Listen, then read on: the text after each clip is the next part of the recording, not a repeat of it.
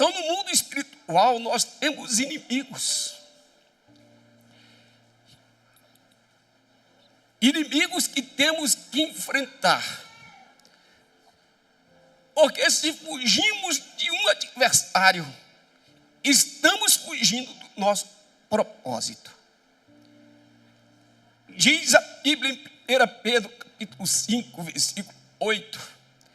Diz assim: olha, sede sóbrios, vigiai, porque o diabo, vosso adversário, anda em redor, bramando como leão, buscando a que possa tragar. Então, inimigos espirituais, você sempre vai enfrentar.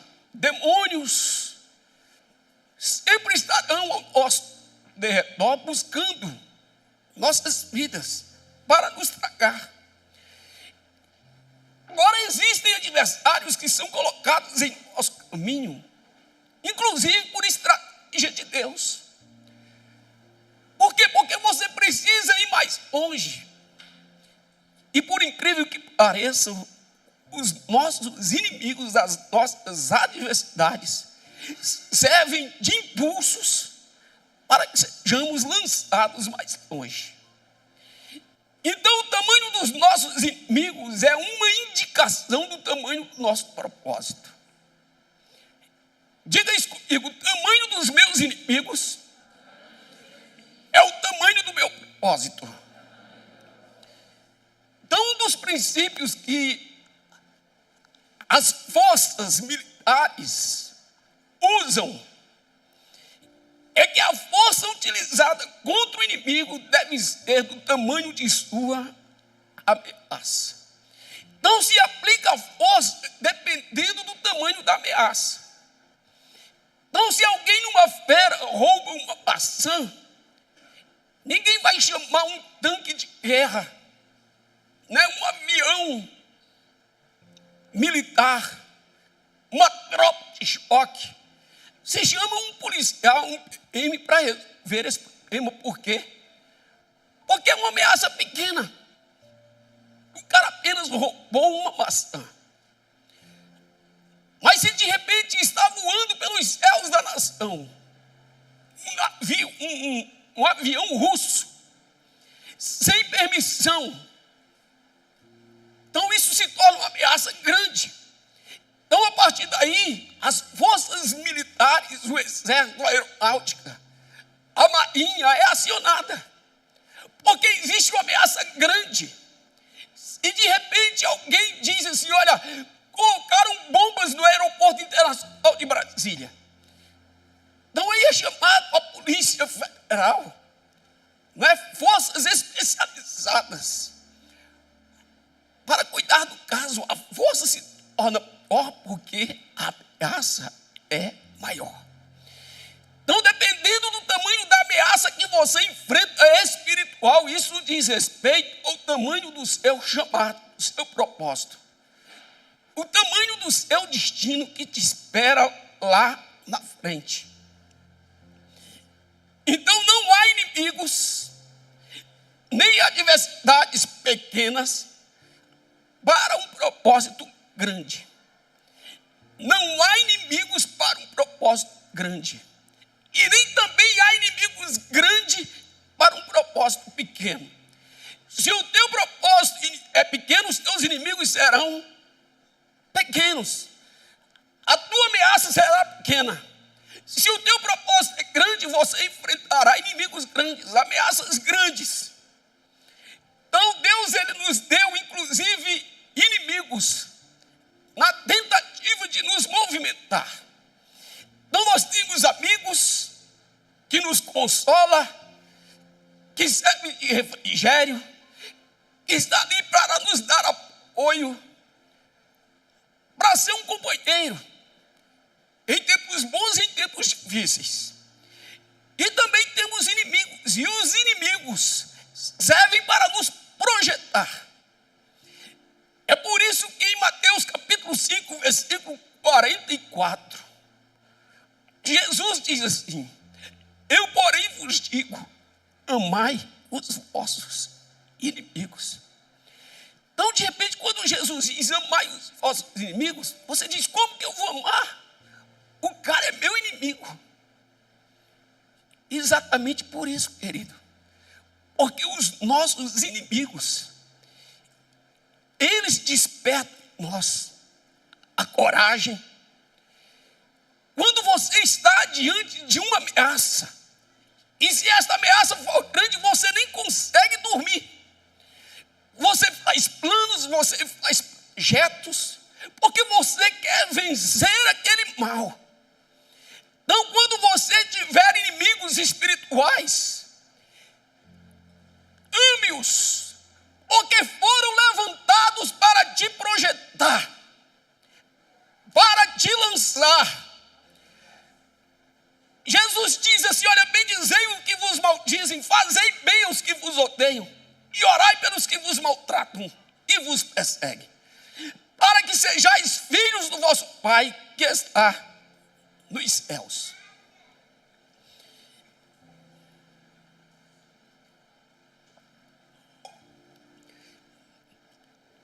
Eu sei que você lembra de Davi. Davi tinha amigos e tinha inimigos. Lá em 1 Samuel, capítulo 17, versículo 25, fala a respeito, 1 Samuel 18, 1, por gentileza. 1 Samuel 18, 1. Diz assim, ó, e sucedeu que, acabando ele de falar com Saul, a alma de Jonatas se ligou com a alma de Davi. Jonatas era filho de Saul. E a Bíblia diz, e Jonatas se ligou, e Jonatas o amou como a sua própria alma. Versículo 2. E Saul naquele dia o tomou e não lhe permitiu que voltasse para casa de seu pai. E Jonatas e Davi fizeram aliança, porque Jonatas o amava como a sua própria alma. Então veja bem, Davi tinha um grande amigo. Um grande amigo.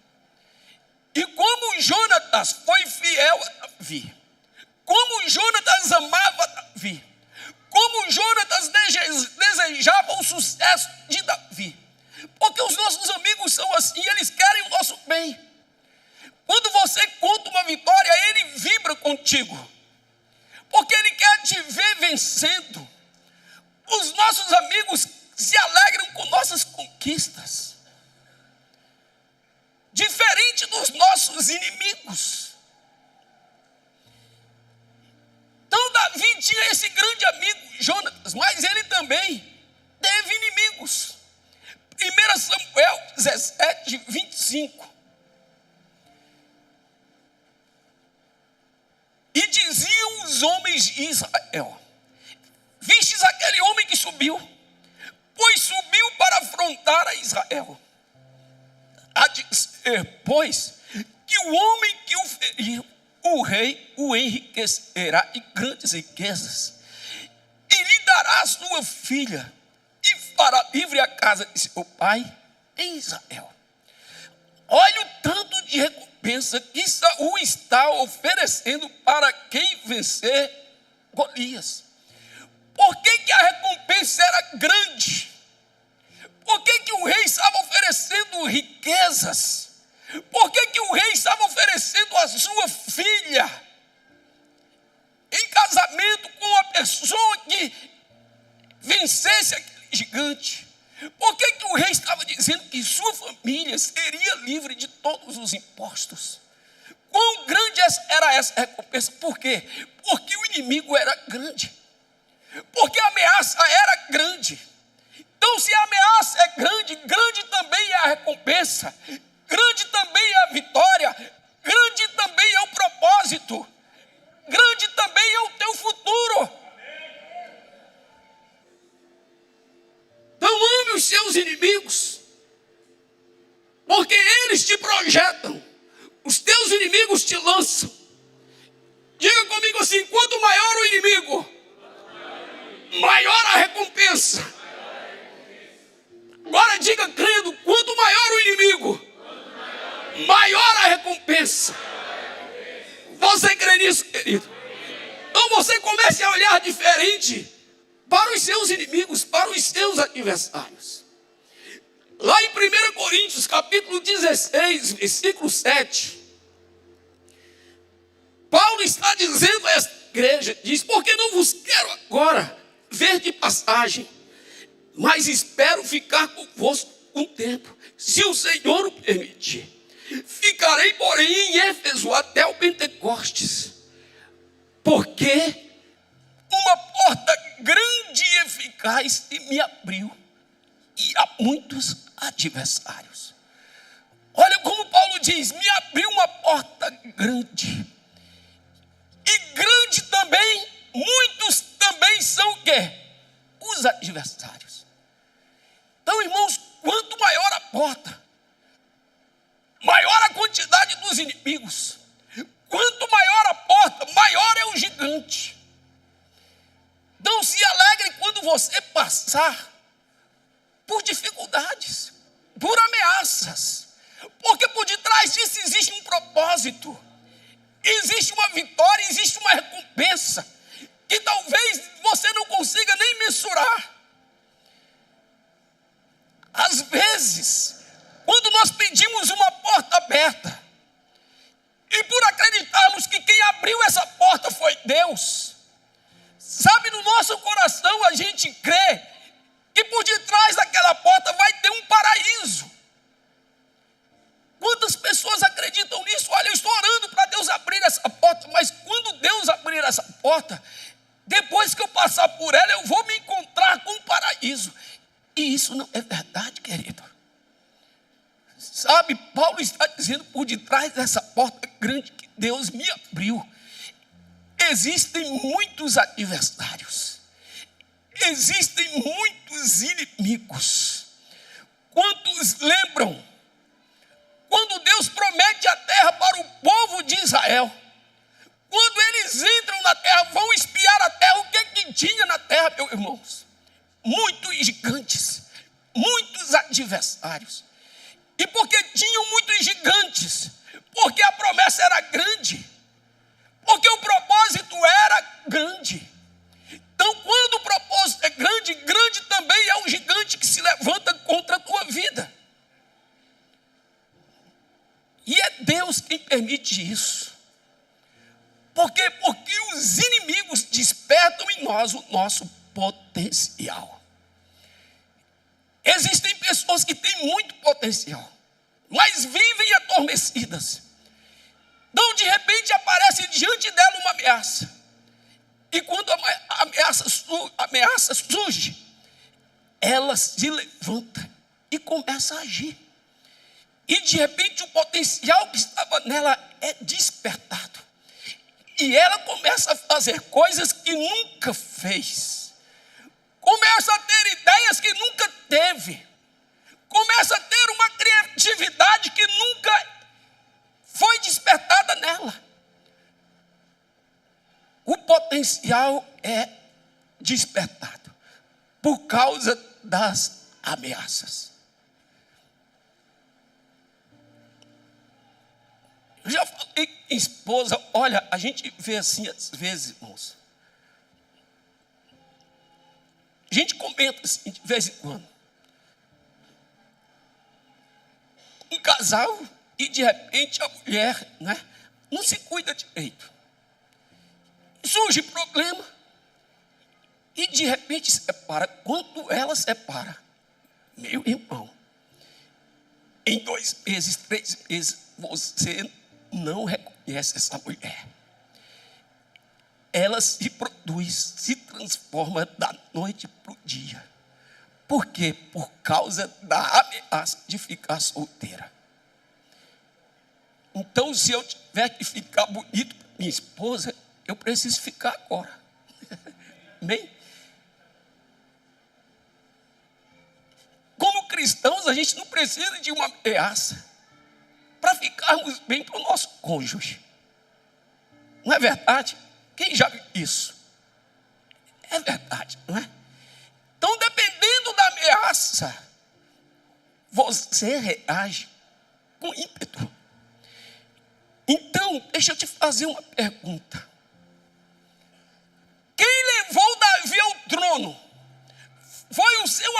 Jonatas, que o amava como a sua própria alma? Ou foi o seu grande inimigo Golias? Quem levou Davi ao trono foi Golias, não foi Jonatas. Então os teus inimigos te levarão a se assentar no trono. Você crê isso? Então não são os nossos amigos que nos projetam. Os nossos amigos estão ali para se alegrar conosco. Quem nos projeta são os nossos inimigos. Quem fez Davi conhecido foi Golias. Davi era um menino esquecido. No dia que ele lutou com Golias, ficou conhecido de todo Israel. Então, meu irmão, quem vai te levar a ser uma luz são as ameaças dos teus inimigos.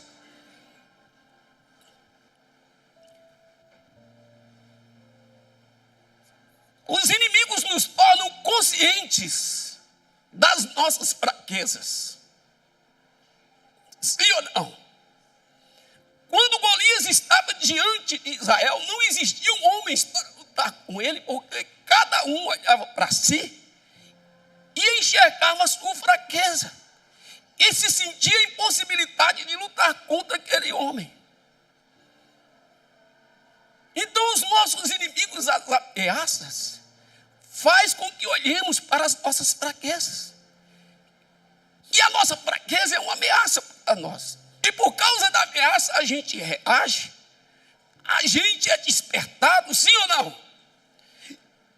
E deixa eu te falar, não é uma tragédia ter fraquezas. Não é uma tragédia. Sabe o que é tragédia? É você não reconhecer suas fraquezas. Não reconhecer suas fraquezas é uma tragédia. Sabe por que quando eu conheço as minhas fraquezas, eu me projeto melhor onde sou fraco?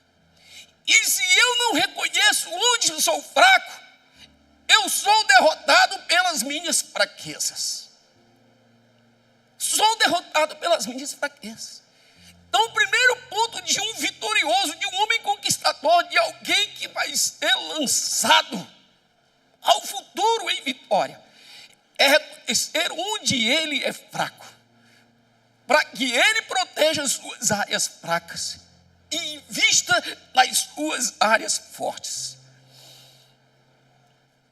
Pessoas que não reconhecem suas fraquezas são arrogantes, não é? São soberbas, têm dificuldade de se submeter, de se humilhar. Então ela se torna frágil, na verdade. Então, querido, nós temos um destino. E diante desse destino, no percurso desse destino, muitos adversários se levantarão. Então, por trás do seu sofrimento, por trás dessas adversidades, existe algo tremendo para que você tome posse. Existem coisas te esperando, vitórias, porção de Deus, milagres da parte do Senhor. Então, por detrás desses gigantes que você enfrenta, está um futuro. Não existe promessas sem adversários. Amém? Olha só, existem uma pesquisa que diz que a maioria dos alpinistas, esses caras que escalam montanhas geladas, morrem desidratados. Por quê? Por causa do frio. O frio tira deles a sede. E por não sentir sede, não bebem água. E por não beber água, ficam desidratados e morrem. Então deixa eu te falar, não é porque você não sente que você não precisa. Tem muitos crentes que não oram porque não sentem a necessidade de orar. E quando menos esperam, estão derrotados. Estão presos numa armadilha de Satanás. Porque vão levando a vida e acham que está tudo bem. E não sentem necessidade de orar. E a oração é um escudo. A tua oração é a tua proteção. É através da oração que Deus ouve e responde a você. Então ore mesmo quando você não tiver necessidade, né? Quando você não sentir vontade de orar. Amém? Então quer ter um grande futuro? Quantos querem ter um grande futuro? Então enfrente grandes inimigos. Amém? Repita isso comigo. Se eu quero ter um grande futuro, tenho que enfrentar grandes inimigos. Agora fale crendo. Se eu quero ter um grande futuro, tenho que enfrentar grandes inimigos. Se você crê nisso, vamos aplaudir o Senhor Jesus.